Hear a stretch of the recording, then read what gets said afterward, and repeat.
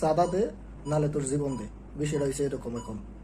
হয়তো চাঁদা দেবে, নালে তোর জীবন দিয়ে দিবি। তুই কেটে আমার দেহার বিষয় না, আমার চাঁদা লাগবে। এটা কিরকম রাজনৈতিক পলিসি? এটা কিরকম দেশের অবস্থা? এটা কিরকম দেশের আইন? এটা কিরকম ভাবে বাংলাদেশের জনগণের নিরাপত্তা নিশ্চিত করে? এটাই প্রশ্ন আমার। একটা মানুষের জীবনের দাম কয় টাকা হইতে পারে? কয় টাকা চাঁদা দিলে একটা মানুষের জীবন বেঁচে যায়? যে এরকম ভাবে মানুষটা মারা হয়েছে, ওটা কি কোনো মানুষের বাচ্চা ওরকম ভাবে একটা মানুষের মারে? দলের এ জায়গায় কোনো কথা না, ওরাও তো একটা মানুষ, ওরাও তো বাংলাদেশের একটা জনগণ। হয়তো কোনো একটা মায়ের পেট থেকে জন্ম নিয়েছে, মরতে কি হইব না, মরতে হবে। হয়তো এই জগতে বিচার না হলে পরের জগতে বিচার হবে। দল কোনো ফ্যাক্টর না, মেন ফ্যাক্টর হচ্ছে মানুষ। হ্যাঁ ঠিক আছে, দলের জোশ বা এই অনেক কাজ করে, কিন্তু ক্ষমতায় তো এখন পর্যন্ত কেউই নেই ভাই।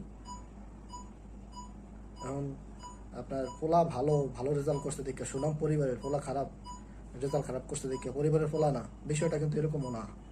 দলের উপরে চাপ অবশ্যই পড়বে, রাজনৈতিক বিষয়টা আমি এড়িয়ে যেতে চাই, কিন্তু এতে একজন সাধারণ নাগরিক হিসাবে আসলে এটা কি মানবিক মানবিক পর্যায়ে পড়ে?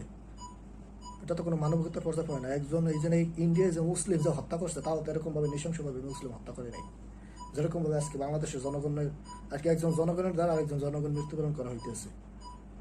লোকটা কি সাধারণ জনগণ, সে কোনো দলের সাথে সম্পৃক্ত না, চাঁদা দেয়নি বিদায় তার আজকে মাইরে ফেলা হইতেছে।